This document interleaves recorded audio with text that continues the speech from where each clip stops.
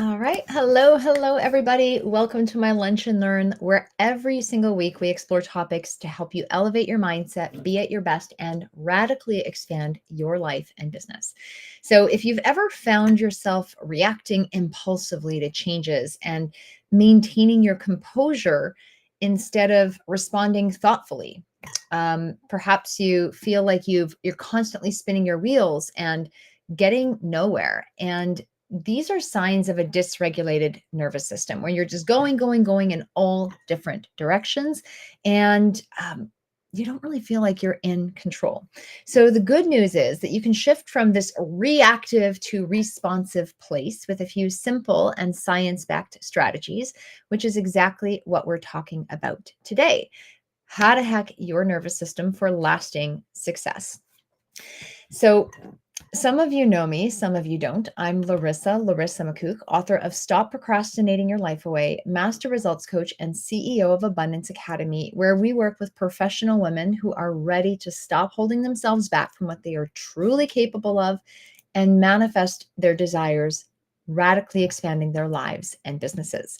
So I would love to know where you're coming in from. If you are tuning in by replay, type in replay in the chat. And if it's your first time here, type in first time in the chat. So I do appreciate you and thank you. Thank you for being here.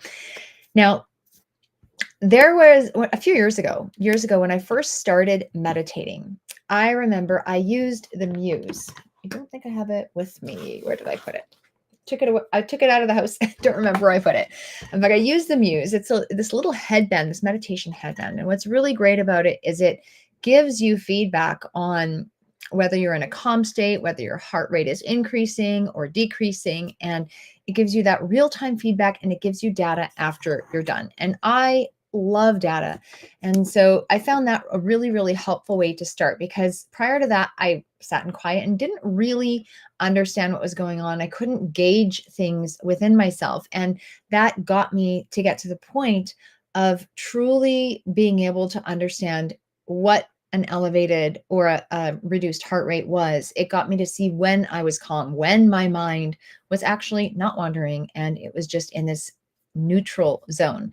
And even it helped assess the stillness of my body. It helped me make sure my breathing was in check. So it gave real time feedback. And I was able to practice those skills. I thought that was great. And this was at a time where my son was really young. And in the mornings, I would often sit in my dining room and do this meditation. I like doing it there at that point.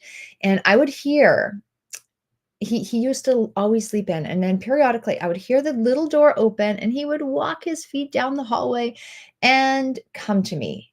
And I remember the first couple times he decided to start waking up early, I felt my heart rate increase. Things did not feel good. And I wasn't in danger of any kind, but what I noticed is the feeling I got when my little tiny son was coming to me in the morning during my meditation was almost this fight or flight energy that I used to have. It was a similar feeling to when I'd been stressed in uncomfortable business situations or really awkward places that I didn't want to be. And it mimicked that danger zone. And I didn't like that feeling. And so what I started to do, and he had kept doing this for a couple of weeks. So over the course of a few weeks, I really had an opportunity to practice. I decided, I'm like, okay, well, obviously I have feedback. So let me see. I played a game with myself. Let me see if I can control this. Let me see if I can gain just a little bit more control over myself for this little thing. And it got to the point within a couple of weeks where he would open the door, come down the hallway, come sit on my lap and cuddle me and sometimes stay or sometimes go. And I could keep my heart rate down because logically I knew I wasn't in danger, but my body didn't feel that. However, without that sense of awareness, without that knowingness, and without that practice, and really being able to stay in charge of my own self, I would have never had the opportunity to do that. And so training that little skill with meditation, I was able to start bringing that into my everyday life. If I was going to uncomfortable situations, or if I had to face challenges in my business that I didn't want to face and I would rather walk away from, I was able to take a breath, get myself in that calm place and move forward in a state of calm authenticity and true alignment so that I could have a better outcome. So I could show up as my actual best self instead of a nervous and frazzled self, and really be present with who and what was in front of me. So that was a huge opportunity for me to learn about that and really think about how simple skills that we apply in our morning routine, let's say, can affect and impact the rest of your entire life in a really positive and constructive way. So, today I want to talk about hacks that basically how you can hack your nervous system for greater success and lasting success.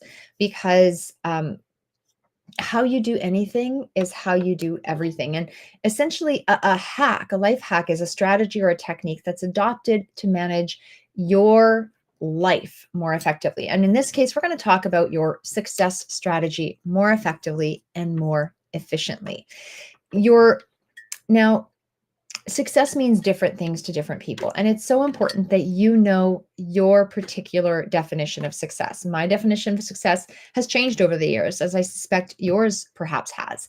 And my definition of success is very different than your definition of success. So you want to make sure that you know your definition of success, not your grandma's, not your mom's, not your husband's, not your kid's definition of success for you, but really go within and understand what your definition is so that you can start aligning your life accordingly. Okay, so for me, one big part of it was responding instead of reacting. I grew up learning to react.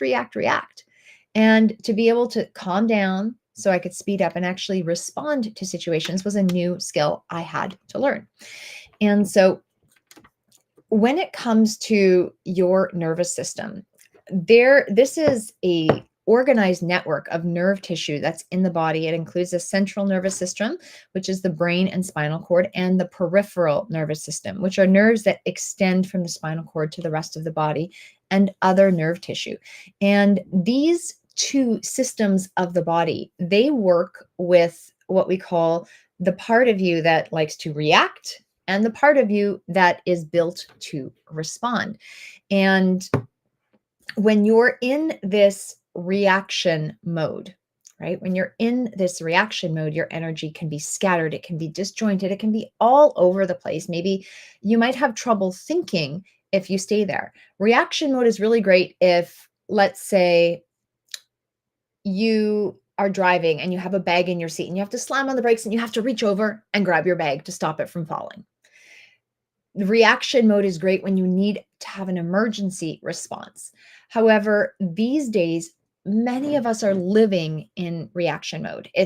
We have so much of our body and our stress response that's depleted. We have so much of our um, energy force, let's say our life force, that's depleted because we are in this constant state of reaction mode. Many people are walking around with adrenal fatigue, right? Their adrenal glands have been depleted because they simply stay in this reaction mode, fight or flight mode, because it is induced by a chemical response. And at some point, things your chemicals get depleted and they need to be replenished. Now, on the flip side of things, we have this calm response mode. This is where you feel like you're in control, where you feel super coherent. You can think. It's like things can move a little slowly and it feels like everything could potentially work out for you. It's a good energy. It's a pleasant energy. It's somewhere where you can stay and sustain yourself for long periods of time. And this is something I observed, this calm energy, in one of my mentors, Bob Proctor. And he was one of the world's leading authorities in prosperity thinking and growth. And he used to say, he actually has a coin for this. One of the things I learned from him is react and you lose control. So this is a coin he has. It's a bumpy coin. And he talks about reacting versus responding. And this is obviously where I really started studying this, when I studied with him. And it says respond and you're in control. And so this side of the coin is smooth. And the idea is, when you're in reaction mode, things are rough, things are not feeling good. But when you're in response mode, things can be really quite exceptionally smooth. I would watch him at events. I would watch him walking down the hall. I would watch him getting up on stage. I would watch him in different scenarios. And he was always calm, even when he was excited. He wasn't like, ah, he was calm. He had this calm and centered energy about him. And no matter what happened, he was able to roll with it and he was able to fly with it. And I thought that was a really beautiful way to be. Now, the more time we spend in the, let's say, the appropriate nervous system for the appropriate situation, the better. We don't want to shut down our sympathetic nervous system. However, we don't want to necessarily live in it and use it as a predominant way of being. We want to use that sympathetic nervous system, that reactive nervous system, that fight or flight mode, when we need to be turned on, when we need to be under stress, when we need to be activated or physically active, right? When you engage your sympathetic nervous system, that's that reaction mode. Your heart rate increases, you breathe more vigorously, your eyesight actually improves, and your digestion slows down. So if you think of the time of hunters and gatherers, when you're on the hunt, you don't want to be thinking about dinner. You're thinking about getting dinner. You're not thinking about eating dinner in that moment. You need to move and react and respond quickly, or there's no food. Or if there's a predator chasing you, you need to be able to react quickly to get out of the way. Those are the great times to use your sympathetic nervous system. However, when you use your parasympathetic nervous system, okay, so parasympathetic nervous system is the term that's used for the signals that relax those systems that are turned on. It's when stress is kept at a minimum, where you might be meditating, where you might do massage, you might do yoga, nutrition, um, really maintain healthy nutrition to keep that parasympathetic nervous system in check. You might do breath work, but not vigorous breath work. That's a sympathetic response. You might do slow breath work, where you just slow things down. Even grounding can be a great parasympathetic response. And so there is something called the vagus nerve, which is a nerve that carries signals between the brain, the heart, and the digestive system. It's one of the largest nerves in the body, and a key part of it, it's a key part of the parasympathetic nervous system because it carries 75% of those nerve fibers. So when you are able to stimulate that nerve, it's one easy entry point to help turn the parasympathetic nervous system on. And there's a simple exercise I like. I like doing simple things in my day that don't require a lot of thought. Um, and the more you start to condition these things that you can incorporate into your life, the easier and the faster it will be to actually calibrate and recalibrate. So this is something I started experimenting with myself, and now I do with my clients. So about 2.5 years ago, I started morning success calls with my clients because I suggested they practice these amazing tools that we have, that I've taught them, that we've discussed in our lessons. However, they weren't doing it on their own. And so I introduced them to my morning routine, where I would actually practice these different rituals, where we would practice things like meditation, where we would practice things like controlling our breathing and different breath techniques, where we would practice things like mindful and intelligent journaling to take us from all kinds of craziness in our head to calm, cool, and collected, and then be able to shift that into a productive and proactive day, life's vision, beautiful week, a beautiful month, and a beautiful life ultimately, because that is what we're here for. We're here for a beautiful life. However, if you truly want to set yourself up for long lasting success, you're never going to do it trying to chase the forest and try to see the forest through the trees. You won't be able to do that when you're looking at what's right in front of you. So one of the exercises that I've taught, I haven't done it recently. We'll probably do it in the next little while on the calls. This is actually a vagus nerve twist, and I just want to share it with you because I think it's a great exercise. Super simple, but this is just the kind of example of how simple stimulating your nervous system can be. Okay, so I am going to just going to kneel over here. Normally you would do this standing up, but you grab your elbows and you literally just twist your body from side to side for about 5 seconds. And there's a few different variations on this. I like to switch the elbows because it just feels good. And so you can switch them. You don't have to, but you can. And then lower down so that your hands are right in front of your chest. And give yourself a little twist. And then again, switch it up. Super, super simple. You might feel some movement or some shifting in the spine. And then grab the elbows and lift them up. And same thing, you're just twisting side to side. Okay, and then you grab the elbows, lift, and little twist. So I like doing the switching because I think it just feels good. It feels more balanced for my body.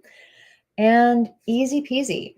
That's one way to get the vagus nerve activated and stimulated. And what you might notice is you can breathe better. You might notice that you calm down, your chest relaxes, maybe your shoulders drop. And when you give yourself that opportunity to just pay attention, that takes like not even 2 minutes. It takes less than a minute, but something like that in the middle of your day can help calm you down. It can help ground and it can help center you. Again, breathing techniques, even just taking a few breaths.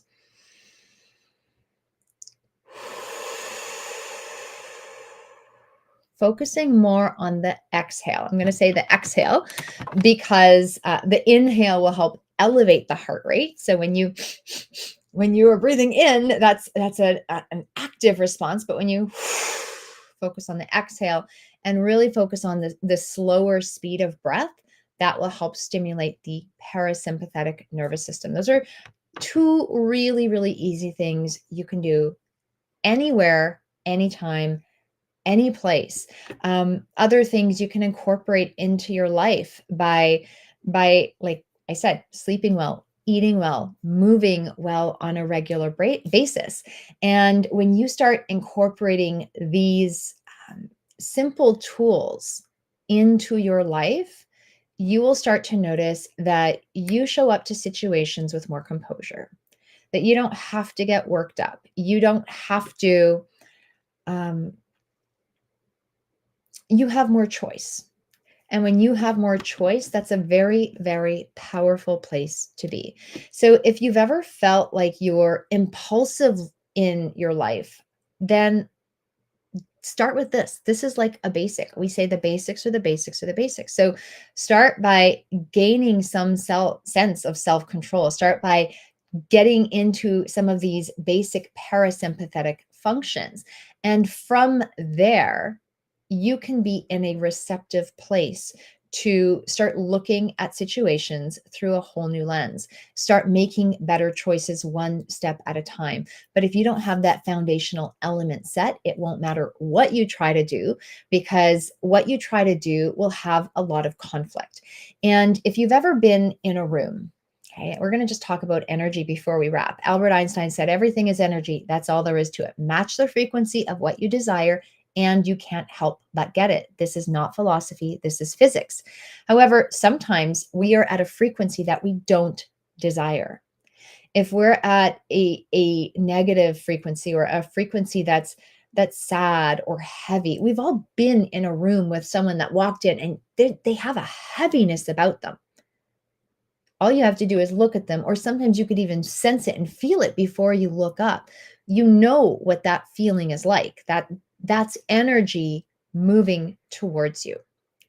And you've all been in a room where someone just totally vibrant, totally turned on, just completely in their body walks in. It's like a breath of fresh air. And you're like, oh, I don't know what's about them, but I want to be around that person. They make me feel good. They calm me down. Often nature has this calming effect on people as well. And so you can sense energy, and that is a universal principle, right? Everything is energy. That's all there is to it. And when you start tuning into the reactive energy, or this sympathetic, the energy where you're in your sympathetic nervous system, versus when you're tuning into more of that parasympathetic nervous system and you're in that calm and restful state, when you start really paying attention and knowing where you're at and knowing how to toggle between the two, you will start to have so much more self-control, self-composure. Yeah. I feel heavy recently and people don't see me as heavy. Yeah. And Kate, sometimes people might not say anything. They may not see it with their eyes directly. I would say 9 out of 10 times people don't necessarily even know that something, like they don't have words for it. They just get a feeling, and they may not always say things, right? So yeah, and the disconnect really is going to be when you feel good, when you feel good on the inside, not pretend to feel good. When you actually feel good on the inside, then others are going to feel that too. When you don't feel good on the inside, when you feel heavy, others will sense that too, whether they say it or not. Because you've been in those situations where you have sensed it from other people if you just start paying attention. Now, the best way to feel less heavy, you may not be able to go from like super heavy to like, oh my gosh, I'm flying high. But one way to feel less heavy is try something like that Vegas twist. Maybe go for a walk around the block. Take 5 slow breaths. Shake your body out and I like to just rub it down a little bit, get rid of the icky energy. And I find even just a little shake and then a rub down helps me get present with myself. Putting your hand on your heart, just something to feel a little bit better, and genuinely better. Yeah. And so everything that happens, right? You are a mirror. And so you want to start really paying attention to your energy, because when things are good on the inside, they will be expressed on the outside. And it's a two-way street, right? It's kind of like a wave. We give and we receive. We give and we receive. And we want to start really paying attention to what we're giving and what we're receiving. What we're giving and what we're receiving. What we're giving and what we're receiving. And the more we start tuning into that and calibrating accordingly, the more long-lasting success we will start to have. Yeah, beautiful. You just came back from a walk around the block. So congratulations on that. Mhm. So really tune in. What is different? How is it different coming back from the walk from before the walk? How is it different is a beautiful question to ask yourself when looking for what changes are actually happening. There's no right, there's no wrong. It's just having this sense of awareness. And so, my challenge to you is to start tuning in and paying attention to, are you in reactive mode? Are you in responsive mode? When do you get drawn into reactive mode? How do you when are you operating in responsive mode, and how can you be more responsive in certain situations that may be elevating you, that don't need to elevate you, right? They're elevating you in an unnecessary way. And so the more you start paying attention to that and asking yourself those honest and truthful questions, the more things will start to radically shift for you. So if you are looking to practice this, I would really recommend that you start practicing some of these skills on a daily basis. And we talk about, I mentioned the morning routine. This is a great time to practice some of these skills before the day takes you over. Don't look at your phone. Get up and maybe practice a few breaths. Get up and go for a walk and really notice what's happening with your body. Get up. You can practice different exercises. Notice what it's like to elevate your energy, to gauge your energy, and to shift your energy. And when you practice in times that you don't need to put these skills in place, you're just practicing. You're going through them. You're tuning in. You're going to have these skills available for you when you actually need them. It's like pro athletes, right? Train for your life and business like an athlete trains for their sport. Pro athletes, they run the drills. They swing the bat hundreds and thousands of times. They throw the ball hundreds and thousands of times. They bounce the basketball hundreds and thousands of times. They aim for the net hundreds and thousands of times. Not just when they're in the game, before, during, after, in their minds. And they keep running the drills so that when they do need to turn themselves on, they don't have to stress. They can be in this beautiful zone that's totally aligned, and they can show up at it with an elegant and effective manner. So that's my challenge to you from this is practice these skills on a regular basis. And I'm going to suggest you do it in the morning.